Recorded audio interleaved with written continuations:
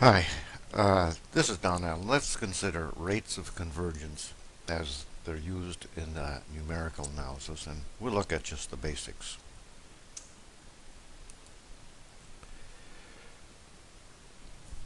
Why rates of convergence? Well, numerical analysis is about computing solutions to problems in most cases.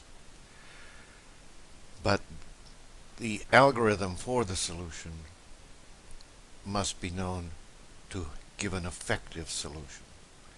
It's the idea of rates of convergence that furnishes this result, both computationally and mathematically.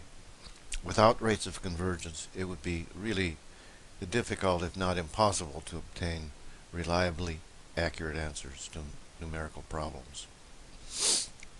There are the methods, that is, the algorithms, of course, but their use is dependent on their validity and hence their accuracy. Every numerical analyst is always conscious of and is always considers the error of approximation, and thus we come to rates of convergence. So let's look at rates first for sequences. Here's the sequence version. We have a sequence of numbers f sub n that converge to a value f naught, and we'll assume f naught is less than infinity. And then the next statement makes sense. Then the limit as n goes to infinity of fn, f sub n minus f naught is 0. Now, if it happens, we can find a sequence gn for which f sub n minus f naught in absolute value is equal to or less than some constant times the absolute value of gn for large n, where g sub n goes to 0, then we say the rate of convergence of f sub n to f naught is of the order gn, and we write this. So what you'll notice here,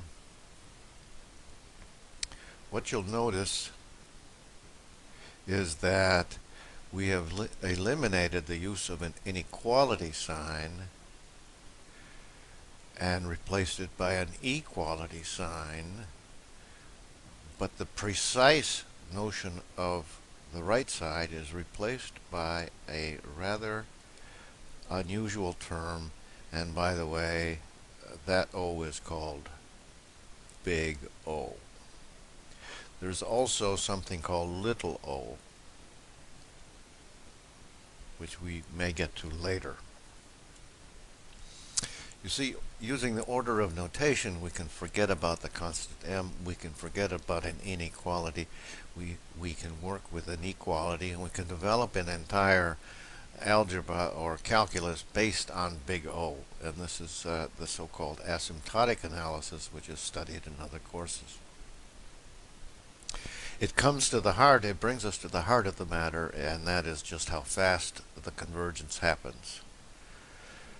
For example, back here we know that the convergence happens, but this tells us how fast.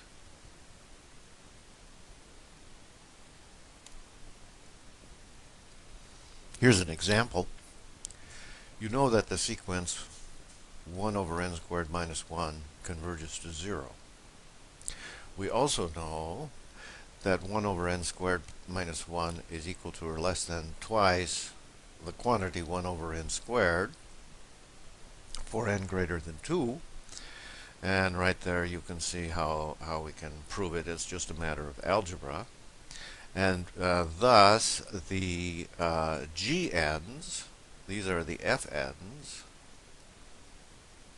here, these are the GNs. And so what we can say is that the convergence of the sequence 1 over n squared minus 1 is just like the convergence of 1 over n squared, and this quantity here is much easier to work with than that quantity. Here are some examples. Try and show some of these are true. You can work on these at your leisure, but notice this one here, number 3. the sine of n is big O of 1. Now n is going to infinity, and what you know is that the sine of any number is equal to or less than 1. So the sequence in this one, the gn's, are all equal to 1. And when you say big O of 1, basically you mean the sequence is bounded. This one is exactly the same, except it generates a squiggle near the origin, goes up and down, up and down, up and down, but still it's bounded. Now let's look at the function version of this. We'll use both versions in the course, the sequence version and the function version. The function version is used mostly when there's calculus afoot, somewhere in there, analysis in general. So now suppose we have a function, and as h goes to 0, f of h tends to f naught.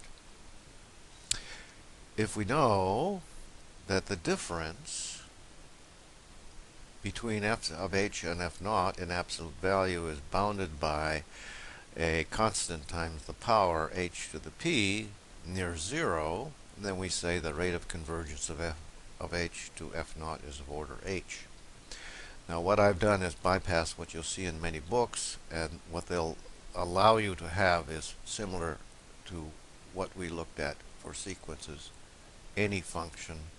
You can put any function in here, and then you have that function there. But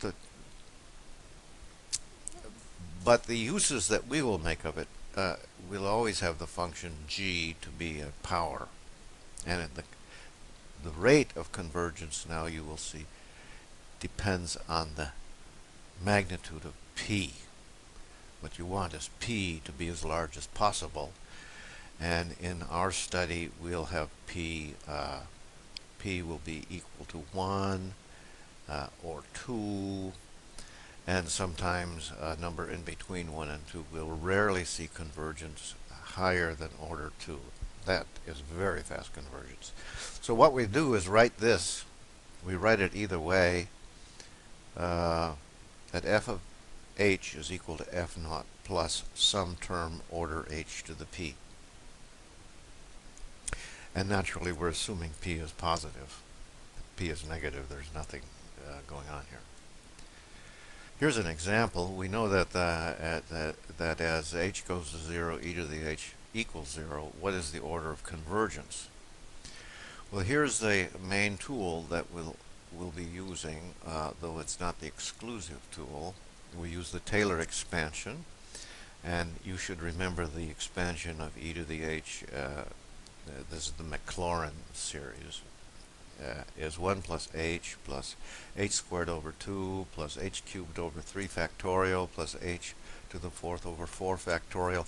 And now I'm writing all the higher order terms as order h to the 5th, because all of them are h to the 5th or higher. So thus we would write e to the h minus 1 is equal to this. I've just moved the 1 to the other side, and then collectively we write all of this as order h. Now to clarify this, we see that all the higher powers, h squared, h cubed, converge to 0 faster than h. So the rule of the game is that the slowest converging power is the one that it gives the rate. This example shows us something very important in working with functions. Use the power series when possible.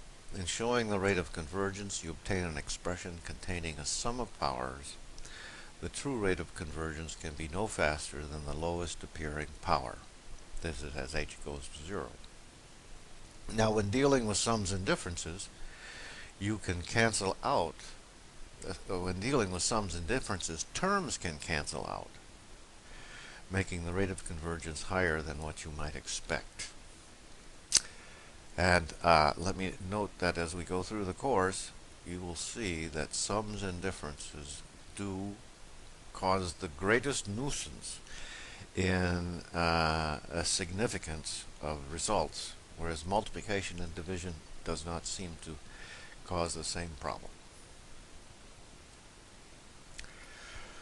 So, for example, can you see, this is an example of the sum and difference, is that while sine of h equals order of h and sine of 2h also equals order of h, it is true that sine of 2h minus sine of h twice sine of h is order h cubed. This can happen. Now, when you subtract, just to clarify, if I subtract this, I don't get 0, because remember there's a constant multiplying h in here. Both, and the constant can be different. So keep this in mind, we don't have the standard arithmetic in dealing with orders that you might hope is there. And here we have a case, both are order h, here and here, but the difference is order h cubed, and that's the surprise. Normally it would be order h. Now let's look at this example. What is the order of convergence of the limit of the radical 1 plus x minus the radical 1 minus x? We know that goes to 0. This one's a little trickier, and we use the same trick that we used in calculus class, where you rationalize this expression here. It's dealing with the differences, very difficult, so we have to more or less get rid of the difference. And so since this is a difference, we multiply it by the sum of the same two terms, and then we have, basically we'll get the difference of squares, and divided by this term over this term the numerator goes to 2, and so does the denominator. So I collect terms as follows here, with the original one, and then the numerator here, there, and then the denominator way down here. Okay, so now I can multiply this. It'll be the radical 1 plus x squared minus the radical 1 minus x squared, which adds up to 2x, divided by something that's close to 2, so we can say that's equal to or less than 2x. This constant here, m, is, it's an art finding the best constant. But basically, when you're dealing with order, any constant can be used. Thus, the radical 1 plus x minus the radical 1 minus x is equal big O of x, as x goes to 0. Here's a very useful theorem, and I'm using the notation that we developed earlier. Let f of h equal f naught plus order and b of order h to the p, and g of h equals g naught plus order h to the q near h equals 0, and suppose p and q are equal to or greater than 0, and let r be the minimum of the two values.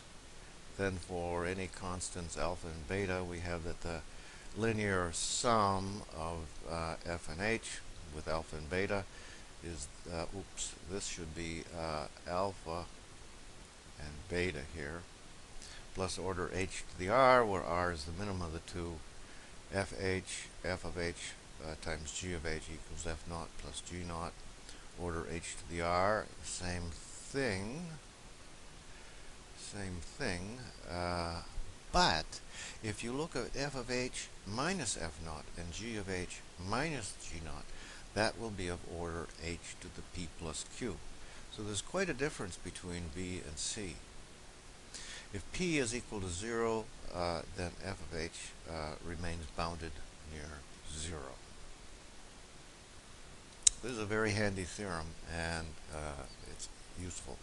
Don't forget to put in that alpha and the beta in part A on the right side. Let's redo that.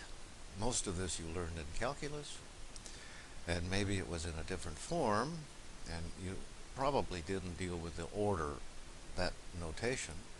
The basics of rates will play a very large role in this course. Remember, it's not just the computing, it's knowing your computations are accurate and your computations converge.